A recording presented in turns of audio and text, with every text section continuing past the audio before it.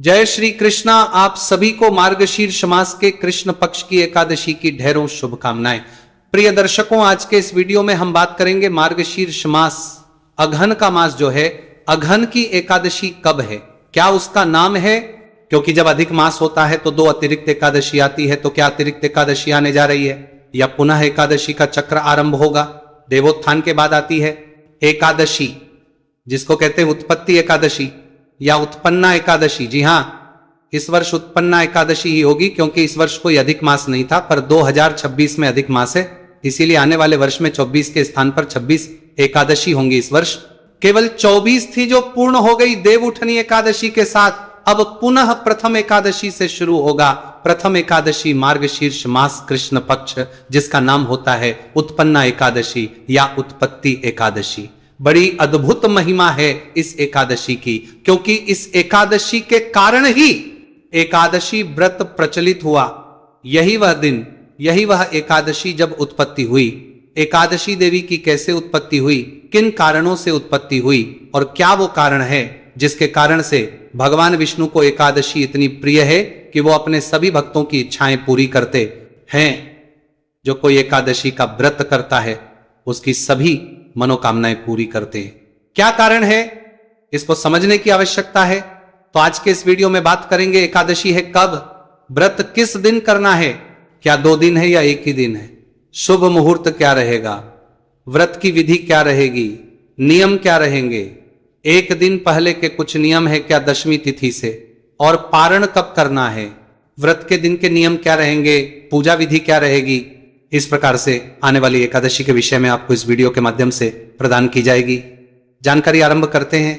आपसे निवेदन है कि वीडियो यदि थोड़ा सा भी उपयोगी लगे तो कृपया एक बार लाइक अवश्य कर दीजिएगा और इसको शेयर अवश्य कीजिएगा। जब आपको अच्छा लगे तो आगे शेयर कीजिए, इसलिए क्योंकि सही जानकारी वाले वीडियो बड़े कम मिलते हैं, और जब सही जानकारी लोगों तक पहुंचती है वो उसका लाभ लेते हैं, भगवान की भक्ति करते हैं, तो उसका पुण्य फल आपको भी प्राप्त होता है, क्योंकि आपके द्वारा यह मार्गदर्शन दिया गया, आपके द्वारा उन तक वो जानकारी पहुंची। और भगवान वासुदेव कहते हैं कि जो उनका प्रचारक बनता है, उनकी भक्ति का प्रचारक बनता है, उनके व्रतों का प्रचारक बनता है, उसका सदा वो करते हैं।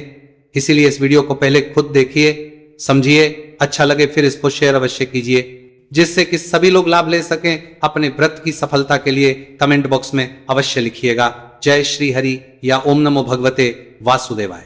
आप देख रहे हैं धर्म साधना टीवी ज्योतिष संस्थान का प्रतिष्ठित YouTube चैनल धर्म साधना टीवी। धार्मिक चैनल पर नए हैं तो सब्सक्राइब अवश्य करते जाइएगा, जिससे कि आपको सभी सही जानकारी के वीडियोस प्राप्त होते रहें। बात करते हैं आने वाली एकादशी की।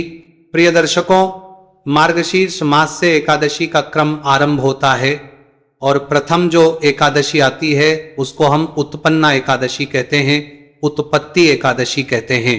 इस एकादशी को क्यों आवश्यक है, मैं विधि बताऊं, नियम बताऊं, उससे पहले जानना आवश्यक है कि इसका महत्व क्या है, क्यों करें, इस एकादशी को क्यों महत्वपूर्ण है, ये एकादशी क्या फल है। इस एकादशी को करने का भगवान कहते हैं कि व्यक्तिपात योग के दिन दान देने का 1,00,000 गुना फल होता है, और संक्रांति से 4,00,000 गुना, तथा सूर्य चंद्र ग्रहण में स्नान दान करने से जो फल प्राप्त होता है वही पुण्य एकादशी के दिन व्रत करने से प्राप्त होता है। अश्वमेध यज्ञ के करने से 100 गुना, तथा 1,00,000 तपस्वियों को 60 वर्ष तक भोजन कराने से 10 गुना, और 10,000 ब्राह्मणों को अथवा 100 ब्रह्मचारियों को भोजन कराने से 1000 गुना पुण्य भूमि दान करने से होता है, और उससे 1000 गुना पुण्य कन्यादान करने से होता है, और उससे 10 गुना पुण्य विद्यादान करने से होता है, उससे भी अधिक, अर्थात विद्यादान से भी 10 गुना पुण्य भूखे को भोजन कराने से होता है, अन्नदान के समान। इस संसार में कोई भी ऐसा कार्य नहीं है जिससे देवता और पितृ दोनों तृप्त होते हो, परंतु एकादशी के व्रत का पुण्य सबसे अधिक है। एकादशी के व्रत का पुण्य अन्नदान से भी अधिक होता है, 1000 या से भी अधिक इसका फल होता है। एकादशी के व्रत का प्रभाव देवताओं को भी दुर्लभ है। आप सोचिए, 10 ब्राह्मणों अथवा 100 ब्रह्मचारियों को भोजन कराने से 1000 गुना पुण्य जो है वो भूमि दान कर, उससे भी अधिक पुण्य आप एकादशी का प्राप्त कर सकते हैं। अश्वमेध यज्ञ करने से 100 गुना, तथा 1,00,000 तपस्वियों को 60 वर्ष तक भोजन कराने से भी 10 गुना पुण्य आप इस एकादशी से प्राप्त कर सकते हैं। इतना अद्भुत फल है इस एकादशी का। भगवान कहते हैं कि हे युधिष्ठिर, इसका इतना फल है कि इसका मातम्य तो देवता भी वर्णन नहीं कर सकते, जो व्यक्ति निर्जल रहकर इस एकादशी का व्रत कर लेता है उसका फल कोई वर्णित ही नहीं कर सकता। जब युधिष्ठिर महाराज ने सुना कि प्रभु आपने हजारों यज्ञ और लाख गौदान को भी एकादशी के व्रत के सामने बहुत बौना करार दे दिया, बहुत छोटा कि हजारों यज्ञ और लाख गौदान से भी जो फल मिलता है वो एकादशी के फल के सामने कुछ नहीं है, तो ये तिथि सब तिथियों से उत्तम कैसे हुई, ये आप मुझे युधिष्ठिर महाराज पूछते हैं भगवान श्री कृष्ण से कि क्या कारण है। तब भगवान श्री कृष्ण जो कहते हैं वो आपको मैं बताता हूं। इसका विस्तृत वर्णन मैंने एक वीडियो में किया है जो जल्दी ही आपको प्राप्त होगा कि एकादशी की उत्पत्ति कैसे हुई, किन कारणों में उत्पत्ति हुई है देवी एकादशी की, और एकादशी कैसे भगवान विष्णु को सबसे अधिक प्रिय हुई। इस विषय पर एक मेरा वीडियो है जो जल्दी ही आ रहा है, आप उसको देखिएगा, आपको बड़ा अच्छा लगेगा, बड़ी उत्तम जानकारी आपको उससे प्राप्त होगी। तुम्हारा युधिष्ठिर कहते हैं कि ये एकादशी को इतना महत्वपूर्ण कैसे बताया भगवान ने, क्यों इसका फल इतना अधिक है। तब भगवान श्री कृष्ण कहते हैं कि हे युधिष्ठिर, एक समय सभी देवता, दानव, नर, किन्नर, यक्ष, गंधर्व सब के सब एक बड़ी भयानक से बीत रहे थे। एक बड़े भयानक राक्षस के अत्याचार से पीड़ित थे। वह राक्षस इतना शक्तिशाली था, इतना पराक्रमी था, जिसके सामने ये सब टिक नहीं पाए और उसने संपूर्ण ब्रह्मांड पर अपना नियंत्रण कर लिया। भगवान विष्णु भी यहां तक कि उसके सामने नहीं टिक पा रहे थे। उस अवस्था में एक देवी की उत्पत्ति हुई। उस देवी की उत्पत्ति जो हुई, उस देवी ने भगवान विष्णु का उस राक्षस से न केवल संरक्षण किया अर्थात उनकी रक्षा करी, बल्कि उस राक्षस को मृत्यु के घाट भी उतारा, और यही देवी एकादशी कहलाती है। अब क्योंकि इन्होंने इतना बड़ा कार्य किया था प्रभु का, इसीलिए भगवान विष्णु ने प्रसन्न होकर इनको आशीर्वाद दिया। अब इसका संपूर्ण वृत्तांत आप उस वीडियो में सुनिएगा, बड़ा ही उत्तम प्रसंग है वो। उसमें एक एक बड़ी बड़ी बात आपको जानने को मिलेगी, बड़ी बड़ी जानकारियां आपको प्राप्त होंगी, बड़ी ही महनीय जानकारियां जो पुराणों में कहीं लिखी हैं। उनसे आप जान पाएंगे कि कैसे ये एकादशी की उत्पत्ति हुई, कहां से उत्पत्ति हुई, कौन इनके पिता हैं, कौन इनकी माता है, कारणों में, किन हालात में, किस स्थान पर इनकी उत्पत्ति हुई और ये क्यों महत्वपूर्ण है। ये संपूर्ण जानकारी बहुत सारे पुराणों से निकाल के मैं लेके आया हूं। वो वीडियो आपको शीघ्र ही मेरे चैनल पर उपलब्ध होगा, आप उसे अवश्य देखिएगा। उसका जो महत्तम है, एकादशी के विषय में जानने का जो महत्तम है, उसका फल ही कई लाख गुना अधिक है महाराज। तो इसलिए भी आपको यह देखना चाहिए, जब आप एकादशी की उत्पत्ति का महत्तम अर्थात एकादशी की उत्पत्ति की कथा सुनते हैं ना, वो कथा ही अपने में लाखों गुना पुण्य देने वाली है। दोस्तों, आपको अवश्य ही श्रवण करना चाहिए। आपको जल्द ही वो वीडियो मिलेगा मेरे चैनल पे। हम बात कर रहे हैं आने वाली एकादशी की, तो इसीलिए इस एकादशी का फल बहुत अधिक है।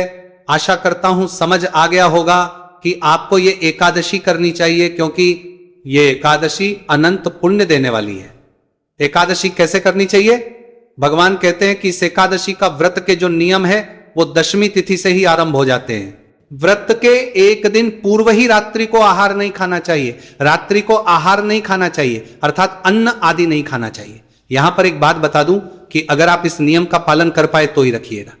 ऐसा नहीं कि आपका शरीर साथ दे नहीं और आप जबरदस्ती अपने शरीर के साथ जबरदस्ती करें, इससे शरीर को कोई हानि हो जाए। अगर आप लगातार 2 दिन भूखे नहीं रह पाते हैं तो कोई बात नहीं, रात्रि को आहार खाइएगा, परंतु दंत धावन आदि करके जब सोए, दातुन आदि करके, टूथपेस्ट, व्यंजन आदि के सोए, तो कोई भी अन्न का दाना मुंह में ना रह जाए, इसका ध्यान रखिएगा। एक दिन पहले ही आपको लहसुन प्याज का त्याग कर देना चाहिए। जो लोग मदिरापान करते हैं, मांसाहार करते हैं, उनको भी एक दिन पहले ही मांसाहार, मदिरापान आदि को त्याग देना चाहिए। ऐसा नहीं कि आज खूब खाए पिए और कल आप व्रत कर लें, तो एक दिन पूर्व ही इसका त्याग करना है। आपने दशमी तिथि को ही आपने ब्रह्मचर्य धारण करना है, क्योंकि एकादशी के दिन बाल ना धोने की प्रथा प्रचलित है। तो इसीलिए आपने बाल भी दशमी तिथि को ही धो लेने हैं और ब्रह्मचर्य धारण कर लिया, अर्थात ब्रह्मचर्य धारण कर लिया। अब आप पारण तक ब्रह्मचर्य का पालन करेंगे। ये बड़ा नियम है, कठोर नियम है, इस पे ध्यान देना चाहिए। मैंने पहले भी 1-2 बार बताया है। आप में से बहुत सारे भाई बंधु माताएं बहनें पूछती भी है इसके विषय में, पर इसका उल्लंघन नहीं होना चाहिए, क्योंकि एकादशी का जो व्रत है ना वो नियमों से बंधा हुआ है। इस एकादशी का अधिक फल कैसे है? क्योंकि इसके नियम थोड़े कठोर है। इसके नियमों का पालन करते हैं कठोरता से तो आपको उत्तम फल प्राप्त होता है, इसीलिए नियमों के अनुसार आपको व्रत करना चाहिए। दशमी तिथि को ऐसे व्यतीत कीजिए, रात्रि को दंत धावन करके सोइए। एकादशी के दिन आपको ब्रह्म मुहूर्त में उठना चाहिए। ये कहते हैं शास्त्र में, ये कहूंगा कि अगर ब्रह्म मुहूर्त में ना उठ पाए, क्योंकि सबके लिए संभव नहीं है, आजकल दिनचर्या सबकी अलग है, तो सूर्योदय से पहले अवश्य उठ जाएं। उठने के बाद स्नान आदि कीजिए। अब यहां जो स्नान होगा ना, इस एकादशी पर जो स्नान है, पुराण में या कथा में जो वर्णन सुनेंगे तो वहां तो आया है कि आपको मिट्टी या उबटन से स्नान करना चाहिए। अभी यदि आपके लिए संभव है तो आप अवश्य कीजिएगा, अन्यथा आप गंगा जल युक्त जल से स्नान करना चाहिए। लीजिएगा, घर पर जो आप स्नान करेंगे उसमें जो भी आपकी बाल्टी है, पात्र है जिसमें आप जल भरते हैं नहाने के लिए, उसमें पहले थोड़ा गंगा जल भरिएगा और फिर उसमें जल भर लीजिएगा, उससे आप स्नान कीजिएगा। यदि आप भूटन या मिट्टी आदि का लेप लगाकर स्नान कर रहे हैं तो एक मंत्र वर्णित है पुराणों में, वो आपको बोलना चाहिए। अश्व क्रांति रथ क्रांति विष्णु क्रांति वसुंधरे संचितम द्वयाते, यह मंत्र बोलते हुए आपको वह लेप लगाना चाहिए। आप यदि इस दिन लेप बना रहे हैं अपने लिए, या तो मिट्टी का, शुद्ध मिट्टी का लेप हो, या उबटन अगर आप बना रहे हैं तो उसको लगाते समय आपको ये मंत्र बोलना चाहिए। उसके बाद आप शुद्ध जल से स्नान कर लीजिए। स्नान आदि से निवृत्त होके स्वच्छ वस्त्र धारण कीजिए। स्वच्छ वस्त्र धारण करके भगवान का पूजन कीजिए। पूजन करने के लिए जो भी आपका उपयुक्त स्थान है घर में, वहां पर सारी सामग्री एकत्र कीजिए। पूजा की सामग्री में क्या चाहिए? भगवान श्री हरि विष्णु का कोई चित्र या प्रतिमा आपके पास हो, उनको स्थापित करने के लिए चौकी दीजिए, उस पर बिछाने के लिए लाल या पीला वस्त्र लीजिए। रोली, मौली, पान, सुपारी, लौंग, इलायची, दूध, द्वीप, नैवेद्य, पुष्प, इत्र, जनेऊ और एक तांबे का लोटा। इसके अतिरिक्त पंचामृत बनाने के लिए कच्चा दूध, दही, घी, शक्कर और गंगा जल, ये सामग्री है। इसको सबको एकत्र कीजिए। तांबे का जो लोटा है उसको मांझ लीजिए, उसमें पहले थोड़ा गंगा जल भरिए, फिर उसमें शुद्ध जल भरिए। आसान लगा के दिशा की ओर मुख करके बैठ जाइए, या पूर्व दिशा की ओर सबसे पहले जल के छींटे दीजिए। जो भी आपकी सामग्री है उसके ऊपर, और जो आपने स्थान चुना है जहां आपने पूजन करना है, वहां पर फूल के माध्यम से लोटे में जो जल भरा है, इसके जल के छींटे दीजिए। इस प्रकार से आपने जल छींटी देके स्थान को शुद्ध किया है, सामग्री को शुद्ध पवित्र किया है। अब आप भगवान की स्थापना करेंगे। स्थापना करने के लिए चौकी को लगाइए। चौकी पर लाल जो वस्त्र आपके पास है उसको बिछाइए, उस पर भगवान की प्रतिमा या तस्वीर जो भी आपके पास है उसको स्थापित कीजिए। उनके सामने घी का दिया रखेंगे। अगर घी का दिया है तो सीधे हाथ की ओर, और तेल का दिया है तो उलटे हाथ की ओर रखिए। उसके विपरीत दिशा में धूप रख दीजिएगा। धूप दीप स्थापित करके भगवान की स्थापना करके अपने सीधे हाथ पे जल लीजिए। हाथ धो लीजिए। हाथ धोने के बाद आप एक एक मंत्र, एक एक चम्मच जल अपने सीधे हाथ पर लेकर जल आचमनी करेंगे। जल लीजिए। ओम केशवाय नमः पी जाइए। जल लीजिए। ओम नारायणाय नमः पी जाइए। जल लीजिए। ओम माधवाय नमः पी जाइए। हाथ पे जल लीजिए। ओम हृषिकेशाय नमः। हाथ धो लीजिए। हाथ धो के अपने आप को तिलक कीजिए, मौली बांधिए। सामने रखे हुए दीपक को प्रज्वलित कीजिए, धूप को प्रज्वलित कीजिए। धूप दीप जला के अब आप व्रत करने का संकल्प करेंगे। संकल्प एक आवश्यक प्रक्रिया है, वो अवश्य करनी चाहिए। संकल्प करने के लिए आप अपने सीधे हाथ में जल लीजिए। 1 रुपए का सिक्का कम से कम दक्षिणा के रूप में रखिए और पुष्प रखिए। 3 बार बोलिए ओम श्री विष्णु, ओम श्री विष्णु, ओम श्री विष्णु। अपना नाम, अपना गोत्र, जिस स्थान पर बैठकर संकल्प कर रहे हैं वहां का मकान नंबर, क्षेत्र का नाम, शहर का नाम, कृष्ण पक्षी शनिश्चर्य एकादशी, भगवान श्री विष्णु उत्पन्ना एकादशी, व्रत श्री विष्णु, और वह संकल्प भगवान के चरणों में अर्पित कर दीजिए। संकल्प करके भगवान का उपचार से पूजन करते हैं। पूजन करने के लिए उनके सामने कोई कटोरी या पात्र रखा दीजिए, जिसमें आप पूजा की सामग्री अर्पित करते जाएंगे तो उससे वह सामग्री इधर उधर नहीं फैलेगी, पैरों में नहीं आएगी। विधि में मैं आपको सूक्ष्म रूप से बता रहा हूं। विस्तृत रूप से मैं आपके लिए समय आने पर इसका पूरा वीडियो विधि के साथ अपलोड करूंगा, मंत्रों के साथ। उसका आप लाभ लीजिए। भगवान विष्णु को सबसे पहले स्नान कराया जाता है। स्नान कराने के लिए जल अर्पित कीजिए या जल की छींटी दीजिए। स्नान करा के पंचामृत से स्नान कराया जाता है। पंचामृत से कैसे स्नान कराएंगे? भगवान को पंचामृत बना लीजिए। पंचामृत जो 5 चीज बताई है, पंचामृत बनाइए और उसको फूल पे लगाकर भगवान को अर्पित कीजिए। यदि आपके पास कोई प्रतिमा है, लड्डू गोपाल जी या शालिग्राम जी, तो आप उनको स्नान भी करा सकते हैं, अभिषेक भी करा सकते हैं पंचामृत से, फिर पुनः शुद्ध जल से स्नान कराइए। स्नान करा के वस्त्र के रूप में मौली का एक टुकड़ा तोड़िए और वो अर्पित कीजिए। वस्त्र के बाद इत्र लगाएंगे। अगर इत्र है आपके पास तो फूल पर लगाकर इत्र अर्पित कीजिएगा। भगवान को तिलक लगाइए, तिलक लगाकर पुष्प अर्पित कीजिए। फूलों की यदि माला है ना आपके पास तो फूलों की माला अर्पित कीजिए। पुष्प अर्पित करने के बाद दिखाइए भगवान को, और दीप दिखाइए। भगवान को धूप दीप दिखा के नैवेद्य अर्पित कीजिए। नैवेद्य के रूप में आपके पास कोई फल है तो फल अर्पित कीजिए, मिठाई है तो मिठाई अर्पित कीजिए, और कुछ ना हो तो आप मिश्री लीजिएगा और मिश्री अर्पित कर दीजिएगा। नैवेद्य के बाद जलाजमी करानी। 1 चम्मच जल लीजिएगा, भगवान को अर्पित कर दीजिएगा। अब आप तांबुल अर्पित करेंगे। तांबुल के रूप में पान का पत्ता लीजिए, उस पे 2 लौंग 2 इलायची और 1 सुपारी रखिए, और वह तांबुल के रूप में भगवान को दक्षिणा अर्पित कीजिए और हाथ जोड़कर नमस्कार कीजिए। इस प्रकार से आप पूजन कीजिए। पूजन करने के बाद अब आप कथा सुनेंगे। कथा आपको हमारे चैनल पर सुनाई जाएगी, तो आप विधि से कथा सुनिए। कथा के साथ विष्णु शास्त्र नाम का श्रवण करते हैं तो बहुत कल्याणकारी है। आरती कीजिएगा। आरती भी हम कथा के साथ ही रिकॉर्ड कर देंगे आपके लिए। आरती में ध्यान दीजिएगा कि कपूर से आरती अगर आप करते हैं तो विशेष फलदायी कही गई है मार्गशीर्ष मास में। प्रतिदिन मैं कहता हूं कपूर से आरती करें भगवान की, अब बहुत अद्भुत फल है उसका। यानी मार्गशीर्ष मास महिमा में बताया भी आपको। अगर आप सुन रहे हैं हमारे चैनल पर मार्गशीर्ष मास का तो उसमें भी वर्णन आया है, और मातम में अवश्य सुनिए। जैसे कार्तिक मास महत्व में आपने सुना होगा, उससे अधिक फलदायी है मार्गशीर्ष मास महत्व में। मार्गशीर्ष का स्नान कार्तिक मास से ज्यादा फल देने वाला है। लोग नहीं जानते, क्योंकि भगवान नारायण कहते हैं कि यह गुप्त से भी अति गुप्त है। इस कारण से लोगों को इसकी जानकारी नहीं है। शास्त्रों से, पुराणों से मैं ढूंढ के लाया हूं, जानकारी मैंने वीडियो भी बनाया है, उसका लाभ लीजिए। मार्गशीर्ष मास में स्नान कीजिए, और मार्ग अत्यंत पुण्यदायी है, प्रतिदिन हमारे चैनल पर सुनाया जाता है, उसका लाभ लीजिए। तो आप आरती कीजिएगा, कपूर से आरती करके नियम अनुसार दिन को व्यतीत कीजिए। किसी से लड़ाई झगड़ा नहीं, मनमुटाव नहीं, वैर भाव नहीं रखना। शांतचित होकर दिन को व्यतीत कीजिए। सायंकाल को कीर्तन की महिमा है, कीर्तन कीजिएगा। रात्रि काल को जागरण की महिमा है, जागरण कीजिएगा। अगर संभव हो तो 1 बजे तक कम से कम कीजिएगा, और अगले दिन पारण के लिए सूर्योदय से पहले उठ जाइए। इस प्रकार से आपको इस एकादशी के व्रत को आगे बढ़ाना है। अब बात करें कि व्रत आपने करना कब है। प्रिय दर्शकों, मार्गशीर्ष मास के कृष्ण पक्ष की एकादशी उत्पत्ति एकादशी तिथि की शुरुआत हो रही है 15 तारीख को 26:37 पर, अर्थात जब 15 तारीख आरंभ होगी ना, प्रातःकाल 2:37 पर यह एकादशी शुरू हो जाएगी।